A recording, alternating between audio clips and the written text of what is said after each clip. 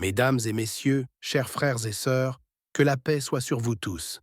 Je m'appelle Michael, je suis chrétien, étudiant en théologie comparée, et c'est un grand honneur pour moi d'être ici aujourd'hui parmi vous, dans cet espace de dialogue sincère et respectueux. Je tiens à remercier du fond du cœur le docteur Zakir Naïk pour sa présence, pour sa patience et pour sa passion du savoir. Regard vers docteur Zakir, souriant. Docteur, j'ai suivi plusieurs de vos conférences et j'ai remarqué que beaucoup de critiques, notamment sur Internet, prétendent que le Coran contiendrait des erreurs. Parfois, on parle même de 20 erreurs scientifiques ou linguistiques. Alors ma question est simple. Comment répondez-vous, en tant qu'érudit musulman, à ces accusations selon lesquelles le Coran comporterait des erreurs? Et pourquoi tant de musulmans sont convaincus qu'il est pourtant parfait et inimitable? Bismillahir-Rahmanir-Rahim. Au nom d'Allah, le tout miséricordieux, le très miséricordieux. Je vous salue tous. Assalamu alaykum wa rahmatullahi wa barakatuh. Tout d'abord, je remercie notre jeune frère Michael pour sa question pleine de respect et d'intelligence. C'est exactement ce genre de question qu'un véritable chercheur doit poser, non pas pour attaquer, mais pour comprendre. Et c'est cela le vrai dialogue. Chercher ensemble la vérité, et non pas prouver que l'autre a tort. Frère Michael, le Coran n'est pas un livre de science, mais un livre de signes. Le mot arabe « aya » signifie à la fois verset et signe. Allah dit dans le Coran « Nous leur montrerons nos signes dans l'univers et en eux-mêmes jusqu'à ce qu'il leur devienne évident que c'est cela, la vérité. » Sourate Fussilat, 41, verset 53. Le Coran est donc un guide spirituel, un message divin pour toute l'humanité. Mais à travers ces versets, Allah a placé des indices, des signes qui concordent avec la science moderne. Non pour faire de la science, mais pour éveiller la réflexion. Quand des gens prétendent qu'il y a des erreurs scientifiques dans le Coran, la première question qu'il faut poser est « Quelle définition de la science utilise-t-il » Parce que la science n'est pas une vérité absolue. Elle évolue, change, corrige ses théories. Alors que le Coran, lui, reste inchangé depuis plus de 14 siècles. Le Coran affirme « C'est nous qui avons révélé le rappel, le Coran, et c'est nous qui en sommes gardiens. » Sourate Al-Hijr, 15-9. Aucun autre livre religieux sur Terre n'a été préservé à la lettre, mémorisé par des millions de personnes, génération après génération, dans la langue originale. Et cela, Michael, n'est pas une affirmation de foi aveugle, mais un fait historique vérifiable. Les chrétiens, par exemple, ont plusieurs versions de la Bible. La version catholique, protestante, orthodoxe, avec des livres différents. Mais en islam, il n'existe qu'un seul Coran, identique à travers le monde. Si quelqu'un essaie d'y introduire une erreur, des millions de huffaz, mémorisateurs, le corrigeront immédiatement. Venons-en maintenant aux 20 erreurs dont parlent certains détracteurs. Je ne vais pas les citer toutes ici, car elles proviennent souvent de sites islamophobes ou d'anciens missionnaires cherchant à discréditer le texte sacré. Mais permettez-moi de donner quelques exemples typiques et d'y répondre avec des preuves.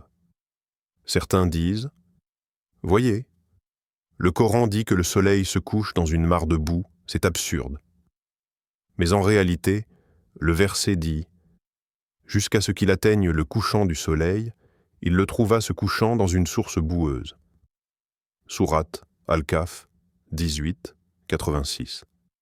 Remarquez, Allah ne dit pas « le soleil se couche réellement dans une source », mais « Dhul Qarnayn le vit ainsi ».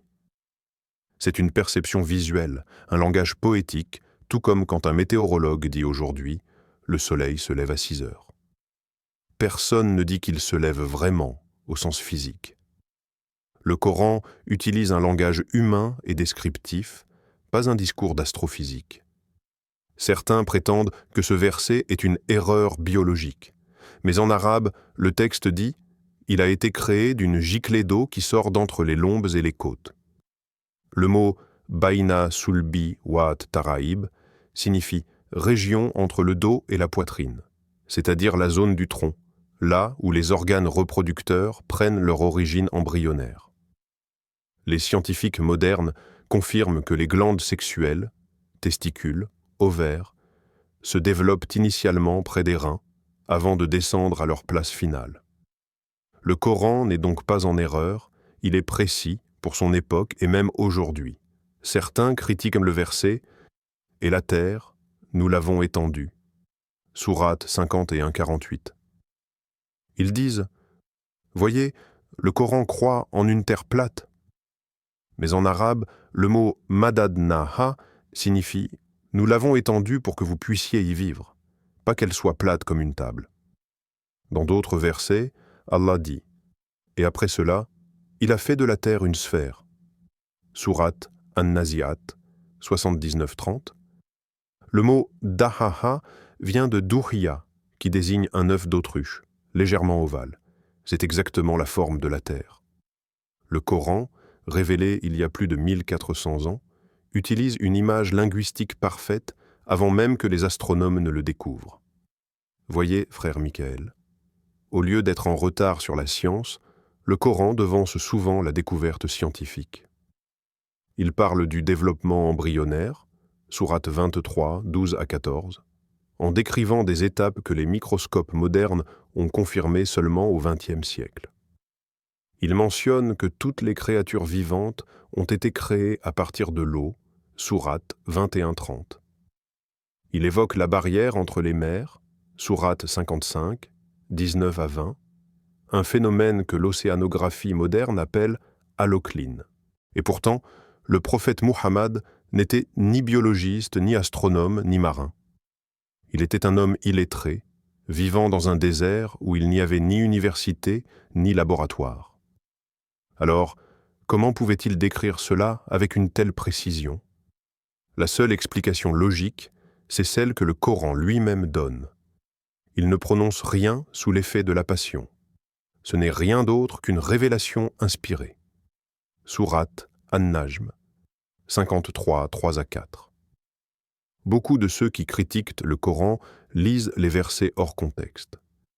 Ils prennent un passage isolé et ignorent les autres versets qui le complètent. C'est comme si quelqu'un lisait une phrase de la Bible sans lire le chapitre entier. Allah dit « Ne méditent-ils donc pas sur le Coran ? S'ils provenaient d'un autre qu'Allah, ils y trouveraient certes beaucoup de contradictions. » Sourate An-Nisa 4, 82. Ce verset lui-même est un défi intellectuel. Il invite les hommes à analyser, réfléchir, comparer. Et depuis 14 siècles, personne n'a pu prouver une contradiction réelle, car chaque erreur apparente trouve son explication dans la linguistique arabe, la grammaire ou le contexte historique de la révélation. L'islam n'a jamais eu peur de la science. Au contraire, il l'a encouragée. Le premier mot révélé fut « Iqra », « lis », sourate 96, 1. Le prophète a dit « Cherchez la science, même jusqu'en Chine ». Ce n'est pas une religion d'obscurantisme, mais une religion de lumière et de raison. Les grands scientifiques musulmans, Ibn Sina, Al-Khawarizmi, Ibn al-Haytham, ont bâti la base même de la science moderne, inspirée par le Coran. Donc, si certains essaient de trouver des erreurs, c'est souvent parce qu'ils cherchent à attaquer, pas à comprendre. Michael, mon frère, le but du Coran n'est pas de prouver la supériorité d'un peuple ou d'une religion sur une autre. C'est de rappeler à l'humanité son Créateur. Allah dit « Ô homme, nous vous avons créé d'un mâle et d'une femelle, et nous avons fait de vous des nations et des tribus afin que vous vous connaissiez. Le plus noble d'entre vous, auprès d'Allah, est le plus pieux. » Sourate Al-Hujurat 49, verset 13. Le Coran nous invite donc à dialoguer, à échanger, à nous comprendre. Ce n'est pas un livre qui divise, mais un livre qui unit dans la vérité. Vous voyez, mes chers frères et sœurs, quand certains prétendent qu'il y a des erreurs dans le Coran, c'est souvent parce qu'ils lisent avec le prisme de la traduction et non de la langue arabe originale. Or, le Coran n'a pas été révélé en anglais, en français, ni en latin. Il a été révélé en arabe classique, une langue d'une richesse inouïe, où un seul mot peut contenir plusieurs sens subtils, liés à la grammaire, au contexte, au moment de la révélation. C'est pour cela qu'il faut toujours revenir à la source linguistique avant de juger. Et croyez-moi, chaque fois que l'on creuse vraiment, le Coran se défend lui-même. Par exemple, prenons une autre accusation souvent répétée par certains, que le Coran aurait copié la Bible, notamment dans les récits de Moïse, de Noé ou d'Abraham. Mais en réalité, il ne s'agit pas d'une copie, il s'agit d'une correction. Le Coran vient confirmer ce qui est vrai dans les écritures précédentes et rectifier ce qui a été altéré. Allah dit dans le Coran « Nous t'avons révélé le livre en toute vérité, confirmant les écritures qui l'ont précédé et prévalant sur elles. » Sourate Al-Maïda 5,48. Le mot « muhaiminan alayh » signifie « gardien »,« protecteur » ou « critère de vérité ». Autrement dit, le Coran est comme une balance. Il pèse ce qui a été transmis avant lui pour distinguer ce qui est resté pur de ce qui a été déformé. Et c'est exactement ce que l'on observe quand on compare les récits. Prenons l'exemple du prophète Noé. Dans la Bible, dans le livre de la Genèse, il est dit que Noé, après le déluge, s'enivra de vin et s'exposa nu devant ses fils. Mais le Coran, lui, préserve la dignité du prophète Noé. Il décrit un homme patient, fidèle à Dieu, insulté par son peuple, mais jamais dans l'indécence. Est-ce que c'est une contradiction? Non, c'est une purification du récit, une protection du message prophétique. De même, dans la Bible, il est dit que le prophète Lot, Lut en arabe, a commis un acte immoral avec ses filles après l'épisode de Sodome. Mais le Coran rejette catégoriquement cette idée. Il nous enseigne que les prophètes sont des modèles moraux envoyés par Allah pour guider l'humanité, non pour tomber dans le péché. Et nous avons délivré Lut et nous l'avons sauvé, lui et sa famille, sauf sa femme qui faisait partie des gens voués au châtiment. Sourate Al-Araf 7,83. Ainsi, le Coran restaure la vérité, rend aux prophètes leur honneur et rétablit la cohérence spirituelle. Mes amis chrétiens, vous croyez aussi en un seul Dieu, et c'est là notre point commun le plus fort. Mais le Coran nous rappelle que le message d'origine de Jésus, paix sur lui, était le même que celui de tous les prophètes, adorer un seul Dieu sans lui associer de partenaire. Dit, il est Allah, unique. Allah, le seul à être imploré pour ce que nous désirons. Il n'a jamais engendré et n'a pas été engendré. Sourate Al-Ikhlas 112, 1-3. Et ce message est confirmé par Jésus lui-même dans la Bible, quand il dit « Écoute, Israël, le Seigneur notre Dieu est l'unique Seigneur. » Évangile de Marc 12, 29. Vous voyez? Le monothéisme pur n'est pas une invention de l'islam, c'est la continuation du même message divin transmis à travers les âges. Pourtant, certains pensent que parce que le Coran parle de Jésus différemment, il le nie. Non. L'islam ne nie pas Jésus, il l'honore. Le Coran l'appelle Isa ibn Maryam, Jésus fils de Marie, et le décrit comme un verbe de Dieu, un esprit émanant de lui. Mais il précise aussi qu'il n'est pas Dieu lui-même, ni le fils biologique de Dieu, car Allah n'a pas besoin d'engendrer pour créer. Il en est ainsi d'Allah. Quand il veut une chose, il dit seulement « sois » et elle est. Sourate Maryam 19:35. Jésus fut créé par la parole divine, tout comme Adam fut créé sans père ni mère. Est-ce que cela fait d'Adam le fils de Dieu? Non. De même, le Coran rend à Jésus sa place véritable. Un prophète noble, un messager de lumière, mais pas un être divin. Quand certains disent « mais le Coran contredit la Bible », je réponds « oui, il la contredit là où elle a été altérée, et il la confirme là où elle reste fidèle à la révélation originale. Et c'est cela le miracle du Coran. En plus d'être un texte spirituel, il agit comme une grille de vérité, une boussole historique qui distingue ce qui vient réellement de Dieu et ce qui a été ajouté par les hommes. Mes chers amis, ce que j'aimerais que vous reteniez, c'est que le Coran n'a pas été révélé pour humilier une autre religion, ni pour créer la discorde. Il est descendu comme une lumière de guidance. Et parfois, cette lumière éclaire ce qui a été obscurci par le temps. Si le Coran corrige la Bible, ce n'est pas pour dire « vous avez tort », mais pour dire « voici la vérité telle qu'elle a été révélée à l'origine ».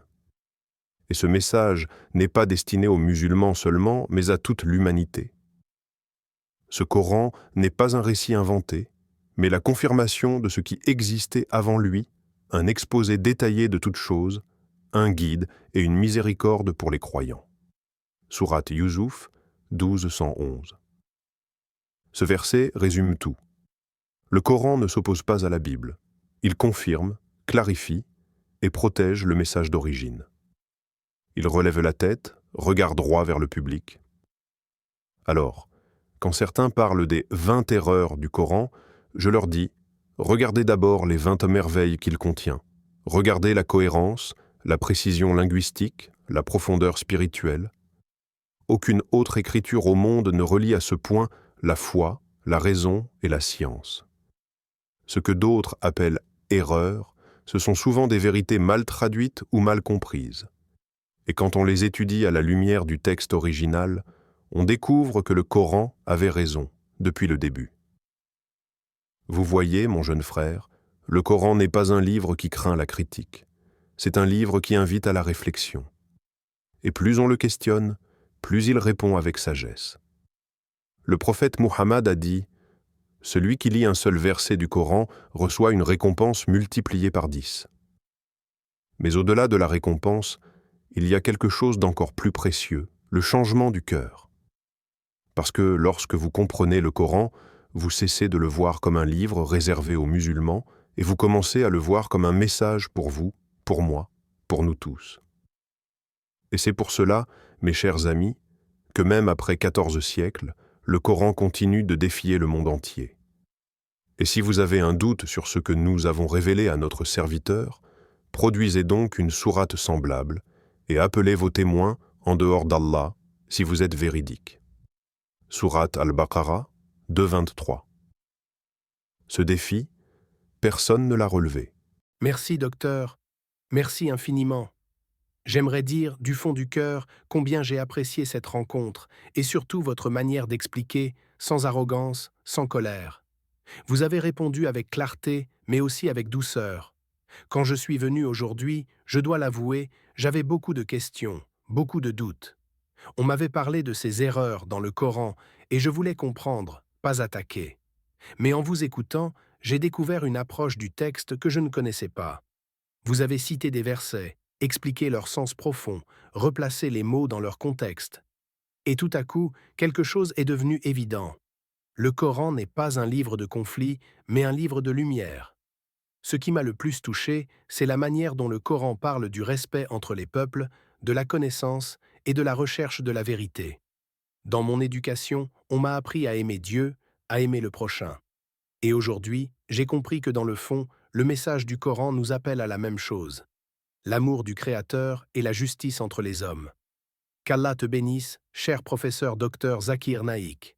Merci pour ta patience, pour ton écoute et pour la lumière que tu partages. Merci à toi, mon cher frère Michael.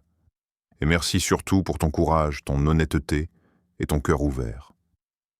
Beaucoup viennent débattre pour avoir raison, mais toi, tu es venu pour comprendre. Et c'est cela qui fait toute la différence.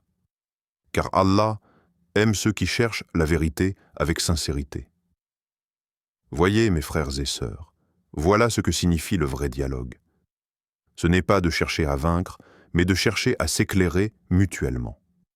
C'est ainsi que les cœurs se rapprochent, que les malentendus disparaissent et que la vérité se manifeste. À vous tous qui regardez cette vidéo sur Lumière de la Vérité, je vous invite, si vous croyez à la puissance du dialogue, à vous abonner sur Lumière de la Vérité, à aimer cette vidéo, à la partager autour de vous et à participer dans les commentaires pour que nous puissions continuer ensemble ce chemin de connaissance et de compréhension. Que vous soyez musulman, chrétien, juif ou simplement chercheur de vérité, sachez qu'Allah vous voit, qu'il connaît ce qu'il y a dans vos cœurs et qu'il guide celui qui cherche sincèrement la lumière. Qu'Allah vous bénisse tous et que la paix, la miséricorde et la guidance d'Allah soient sur chacun d'entre vous.